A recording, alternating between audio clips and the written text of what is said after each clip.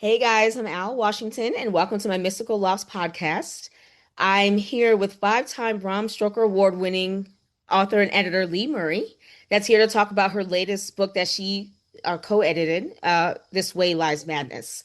It's an anthology book of short stories, collaborating with the biggest names in the horror genre today.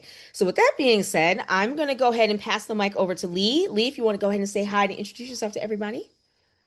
Hi, Al, and thank you for having me on Mystical Loft. It's fantastic to be here, and yeah, look, I'm excited to tell people about my newest book project, which I've done in conjunction with Dave Jeffrey, a UK editor, and it looks at mental health and horror, mental illness and horror. David and I were both part of the HWA's mental health initiative. We were co-founding co-chairs for 3 years, and we realized that there was really a gap in the market for works that investigated mental illness in a way that didn't stigmatize people, didn't demonize people for their mental illness, and where characters were more than just their mental illness. So we understood that this was just an aspect of their character and not simply the only thing that they had going in the story. So yeah, really interesting project, and like you said, I got to work with some absolute icons in the industry. So it's been a really exciting work to be involved with.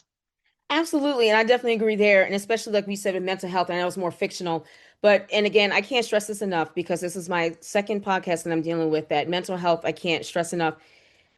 It's priceless. Your peace of mind is priceless, and I know that certain people cannot control when it comes to mental health with their minds, but just having a book like fictional book, I thought was just fantastic, and you really changing the game when it comes to dealing with mental health, like I said, issues and just fictional and really bringing out the creativity, especially with the becoming with the mind. So. Yeah, look, I Absolutely. hope so, Al.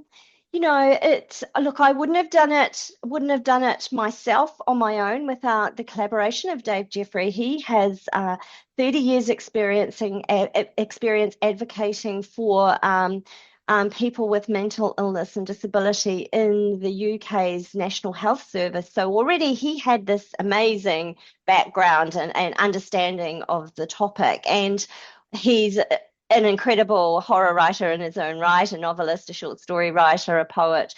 So working with him was a great comfort.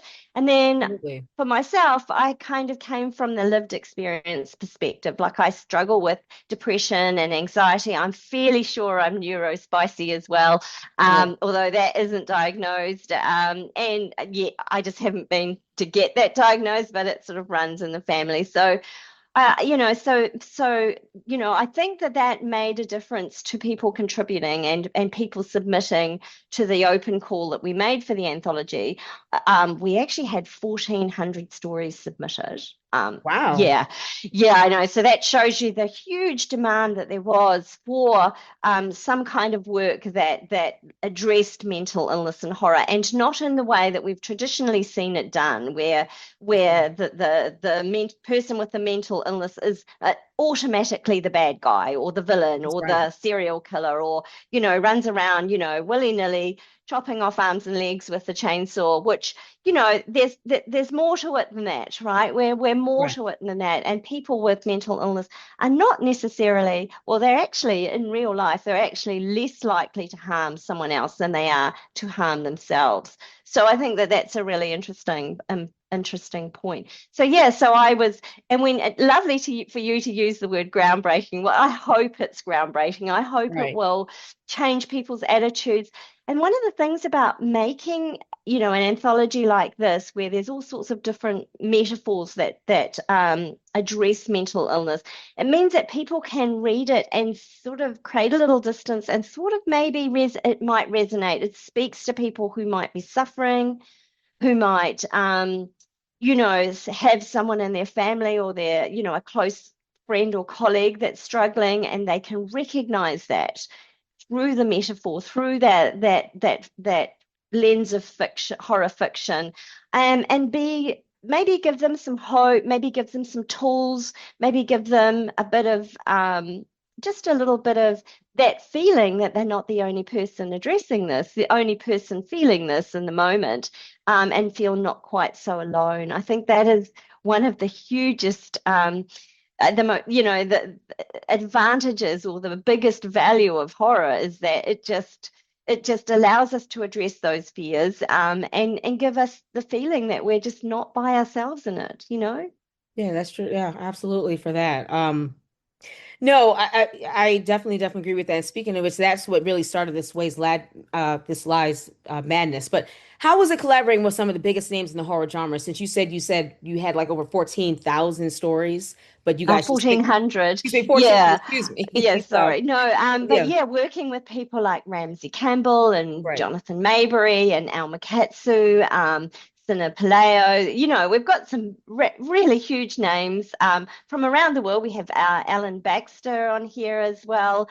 We've got some newer writers as well. I'm really proud of that. We have about three people, I believe, that actually got their first short story publication nice, in this way, Lies Manner. So that is incredible for those careers, those people in their careers to have their story appear alongside some of these really big names in horror, like household names in horror. Ramsey is probably one of the best known names in horror. And it was wonderful actually because they were all very vulnerable in the right, sense that they actually wrote the stories, but they also wrote about a little vignette which tells the reader a little bit about where the story came from and how it has come from their own lived experience, which that is actually a really brave thing to do. It's very brave, no I matter who you agree. are, to Yeah, put yourself out there.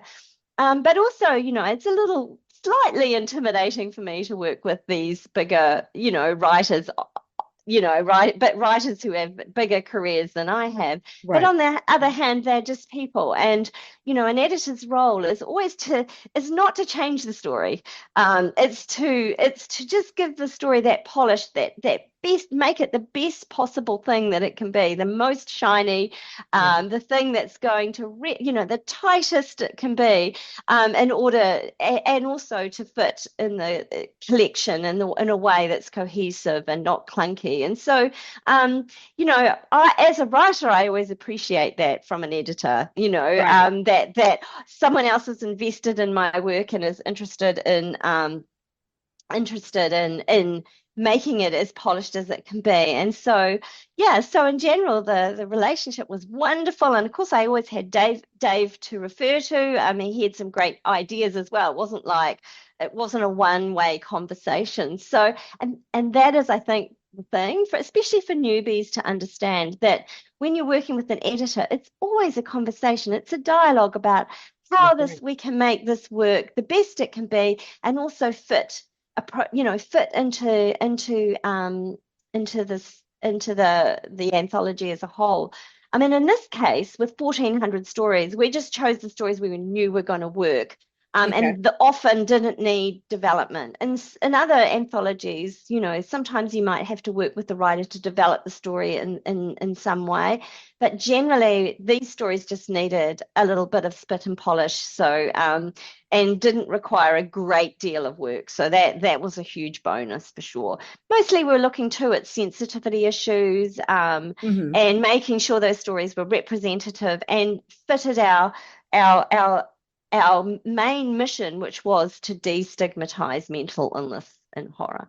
Absolutely. But you mentioned something that being vulnerable. That's what it feels like when I'm writing. My genre is supernatural horror. I'm in the process of finishing out my first novella for Oh, supernatural horror. Oh, congratulations. thank Well you. I done. appreciate it. Thank It's you. a big There, milestone, isn't it? That yes, first it is. thing. Yes, It it is. But surely is. it really is. No, and you mentioned being vulnerable, but that's what it feels like. Because I'm writing it down in my head, it makes great. But when I'm writing it down, it just feels like, oh, is this so embarrassing? Or I'm questioning my own mental health when you just mentioned that being vulnerable, just finding your own unique voice. And it's just, I love doing it. I love the genre. So it just feels like when I'm writing it, like, oh my God, am I insane? Am I this? Am I a serial killer? It's just, I don't know. Maybe that's what I feel like. But when you just mentioned, if I being Yeah, vulnerable. we're not the only ones to feel this way. That's the thing, isn't Right. it? When you see it written down, you realize, hey, I feel that way too, and I'm not the only one. And of course, all good fiction comes from a place of vulnerability with the author needs to put themselves somewhere in the story for it to resonate, for it to be authentic. So I think you're on the right track if that's how you're feeling. Oh, And also remember that, we're horror writers, so we're all just a little bit weird, right? That's just kind of exactly. goes with the territory. We're all a bit strange. Exactly, or creative people are, and that's fine. Like I said, I'm learning to accept that and start worrying about because if I'm consistently worrying about everybody else's opinion, this is not going to work. You're not an artist. You're not going to find your own unique voice if you're consistently worrying about how people are seeing you. Oh my God, they're not all right in the head. But no, it literally, it's like, yeah, in Yeah. our mind, we're creating it like we feel the fear, we feel scared, and we do, if somebody did hurt us for some reason, we want to hurt them in our minds. We don't do it, for real. Knock on wood, but you know what I mean? Just bringing out. Yeah. Oh, I have Yeah. a writer friend who says, it's just as well I write because I actually can't do these nasty things to Right. people who upset me. Exactly. It, Exactly. it saved me a lifetime in jail. That's right. Exactly. So yeah, I just think we're just releasing how we feel, but absolutely, yeah, yeah, which goes to my next question because I know to my understanding, this collection is heavily influenced by Edgar Allan Poe's, mainly in the tradition of his Telltale Heart story, dealing with, fictional stories of madness and mental health. And I know with the editing you done, do you happen to have a favorite story for the Oh, book? look, I can't tell you that Oh, because that's not okay. fair because I love them all, like and when you've read 1,400 stories in order to choose them, you know that these stories that did get in are going to be super, super good, Okay, that's like fair. really Yeah. resonate.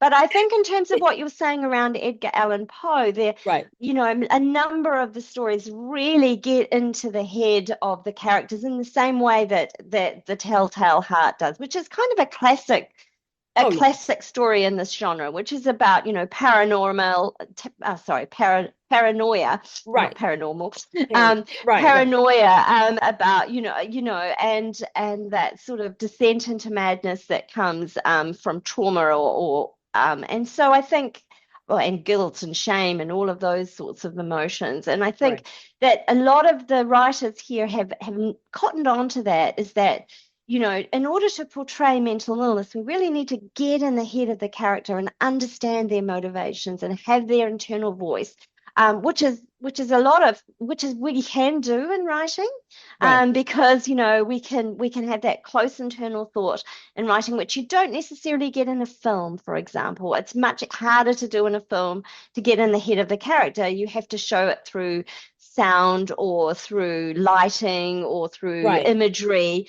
But with writing, we can just get ourselves into we can get the reader straight in the head of the character so that they can really understand what's going on. And our writers have done that. I think some really good examples from the book were Emily Ruth Verona's story Okay, Bangs.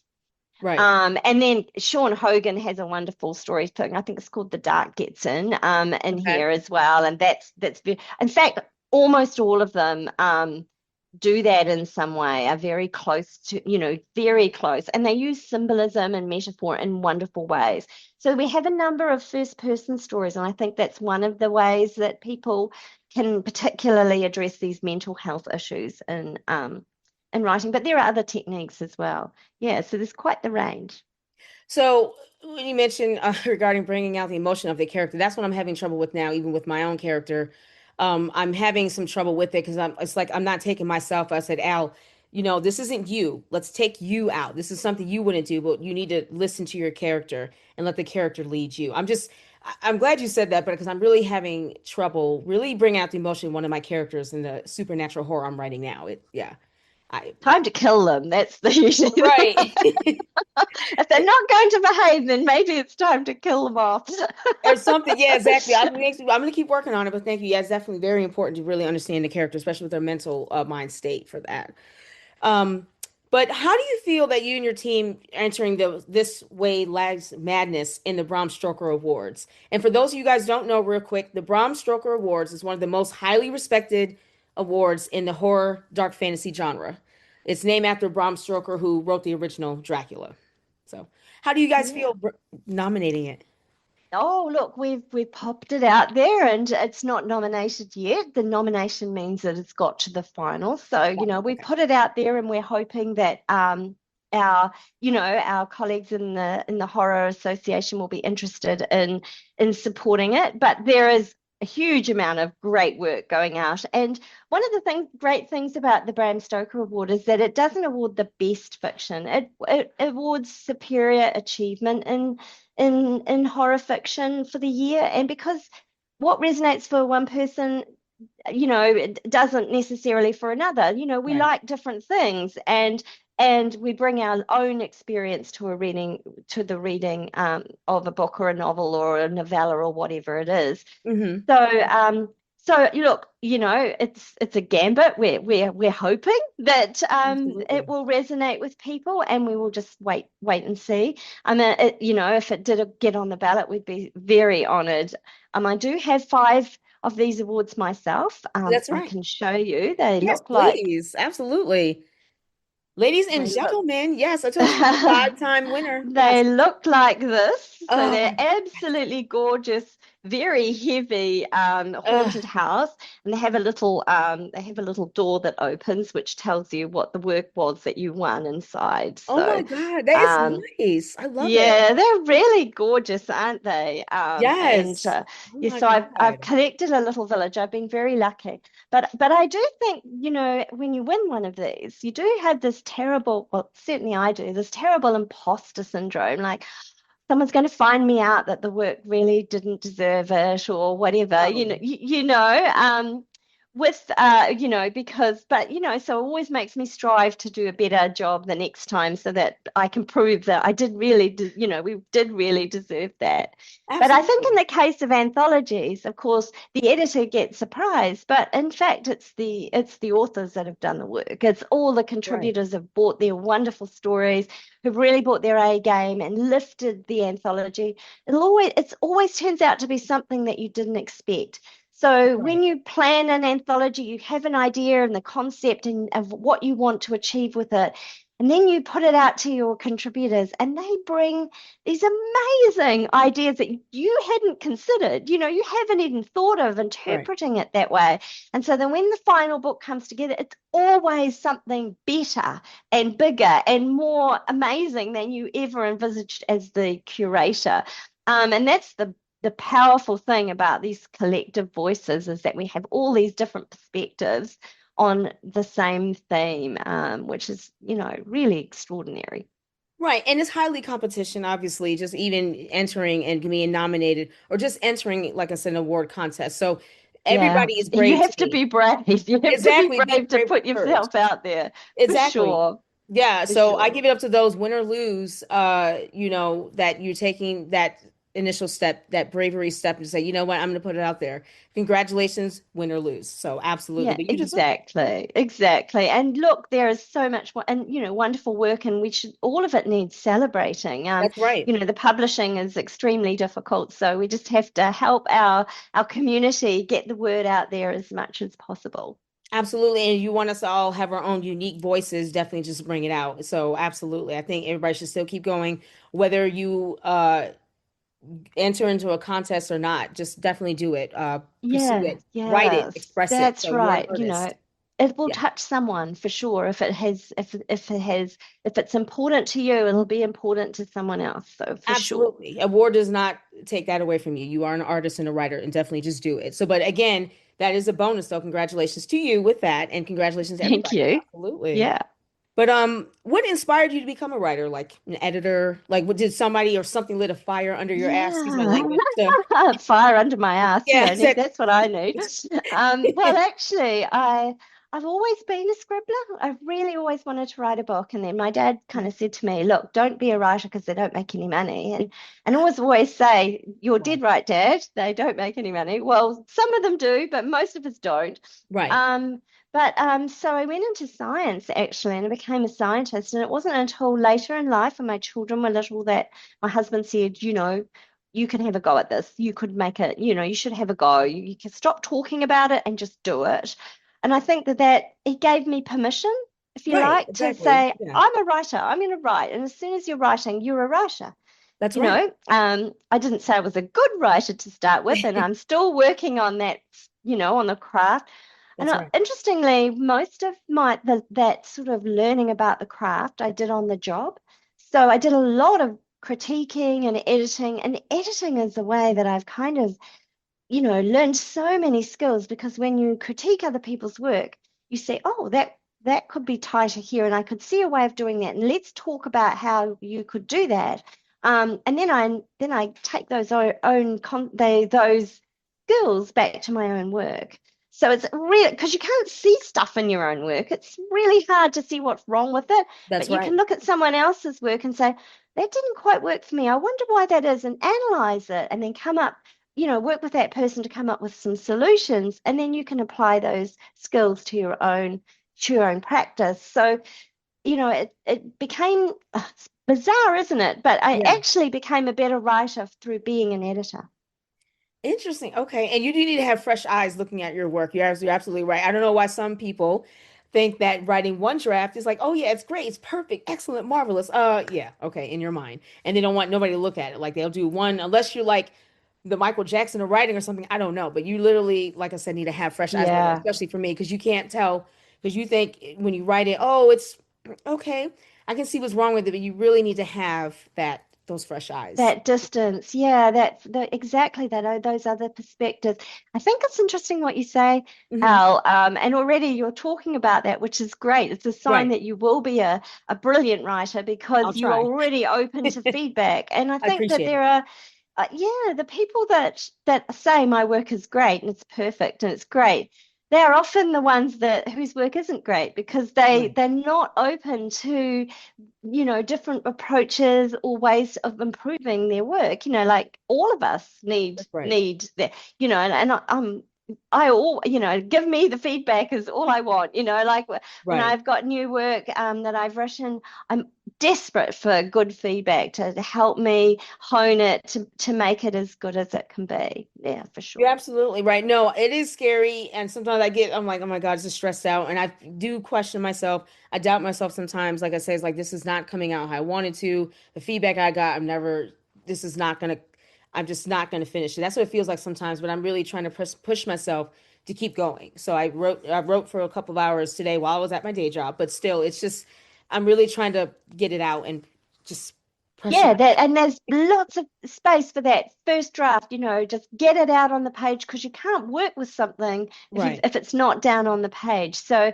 Right. think that's a great process. And if you're just, be vulnerable, just shoot, I think they call it a vomit draft, let's vomit it out on the Right. page, and then you've got something to work with, right? And I think That's that right. that's a good approach. Yeah. Right, and you can't edit a blank page, we all know this, I know.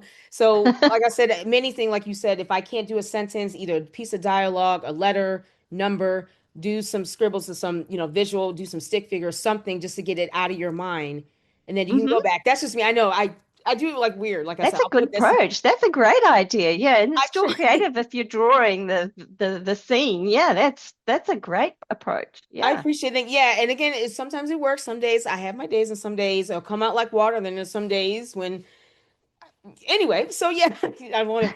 There's Another no one time. way. There's no one way, you're dead right. There's no one way. You can just any way that it comes out is good. It's good. I appreciate it. Yeah, thank you. Yeah, that goes for me and everybody else. Yes. So going back to your editing, mixing in with the good and the bad for editing, do you have challenges as being an editor or do you run in like it's sometimes easy or it's like a challenge? What's your challenges like as an editor if you had like a I think, it's all about rapport with the people that you're working with and the trust. I've been very lucky that people have trusted me with their stories and given them to me and allowed me to play in their in their story worlds. And I think, you know, um, it's all about that rapport with people. And of course, whenever you're working with people, you have the problem of people. right, Everyone is exactly. and it's your baby. Your story is your baby. So I think that it's about as an editor treading softly on people's dreams and working with them in a way that allows them to still have autonomy over their own work. And I think that it's a delicate balance. And so the real issue is the best part about being an editor is working with people. And the Okay. worst part about being an editor is working with people because it's that is always the way, isn't it? Right. But I think generally I've always had really rewarding experiences, and I have so far I can't say I've had any terrible experiences will make me throw in the towel or anything like that. They've all been very positive. So I'm very grateful for the people I've worked with.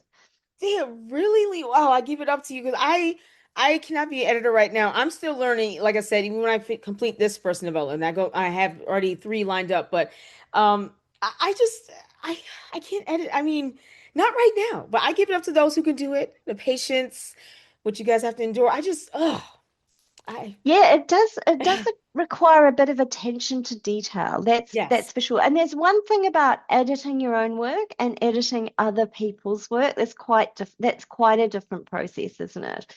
yes, So, well, no.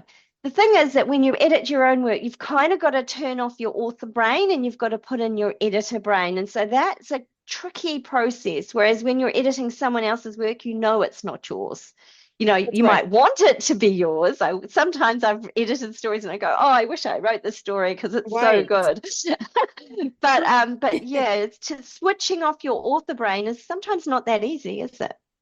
No, it's not because, like you just said, if I look at somebody else's, it's probably a little more easier for me to point out, okay, well, this is wrong, or punctuation, or grammar, whatever. But God knows my grammar is not up to there either. But my thing is that when I'm writing, and the problem that I'm having, because you said a vomit draft, is that when I'm writing, I'll get stuck. It's like, oh, wait a minute, this doesn't make sense. This is a sentence fragment, or a period, or the development editing. Just I don't know, like you said, program. It just feels like I need to learn how to turn it off because instead of me just write it. Don't worry about Yeah. punctuation, don't worry about development, just write Yeah, it out. just write it. Yeah, you and me both, hun. I am a really slow writer because I cannot turn that editor brain off. So I'll write a Right. sentence and then I'll edit the sentence and then I'll write another sentence and I'll edit that sentence. And Right. And then you it's stop. diabolical. Right. Thank you, Lee. That is exactly what it feels like. Like, oh my God, well, this doesn't make sense. Or wait a minute. But if she goes this way, just, Al, just write it. You can't edit a blank page. Just write it out. Draw, That's whatever, it. like we just talked about earlier. That's But yeah, it. exactly what it's like. But lastly, we only got a few minutes left. Do you have any tips or pointers for those who want to break in writing, in general, aspiring or beginning, entry level? Any tips or pointers? Yeah, I think find your tribe, connect with other people, offer to help, offer to read their work and critique their work and swap, reciprocate. Look for a great mentorship program. There are a number of great writing organizations that offer great mentorship programs. So definitely look for those. But reciprocating, joining a community of writers so you have other people around you around the same level who are also working towards that same goal. I think that finding your tribe is kind of vital for what it has for me in Right. terms of improving my practice and improving my writing. And also read. I mean, you can't be Yes. a writer if you're just not reading this stuff. You need to see what's out there. Um, I don't think you need to worry about your voice that you might lose your voice by reading other people's work. I Right. really Yeah. don't think that that's possible. Your voice is your voice. Your voice is the story that only you can tell. That's right. Um, Yeah. yeah, but I think and style and that kind of thing that can be adapted, because I can write it. I think when you become skilled, you can write a story in a certain style. You That's can do right. that. Just like a ventriloquist can speak in a certain way, or someone who does, or a singer can approach it, can take on a different style. And I think a writer can do that too. But in terms of the uniqueness of your work, is the story that only you can tell. And I think so. I think find your tribe. Don't worry too much about losing that unique voice because your unique voice is your unique voice. It will come out in the work that is authentic, that is personal and important to you. It will be on the page. It will come out. That is Um, true. Absolutely. That is true. yeah, And like you said, reading, yeah. Everyone, yeah, writers, we do need to read. I know people like, I don't like reading. No, no, no. That's like our bodies need water. So we do need to read as yes, writers. Yes. Absolutely. That our bodies need water and our brains need to read. That's absolutely true. And also our hearts need to read, I think, too, because that's where we find what matters to us. Yes, you can see the process, and also you can also see that you can open up your imagination, just like the readers that you're reading about. Like I said, anything's possible. Like, wow, I can do something like this, quote unquote. But wow, they really you can open up your mind to so many possibilities. But we know that already. So yeah, absolutely. So. All right, Lewa, thank you very much for coming on with me. Definitely, this is definitely a treat. Thank you so much for that. Guys, and please check out the latest book, This Way Lies Madness, right on Amazon. Definitely get it. Yep, it's showing it. Yes. Moving proudly. So on Amazon, Yeah. hard copy, ebook, and everything.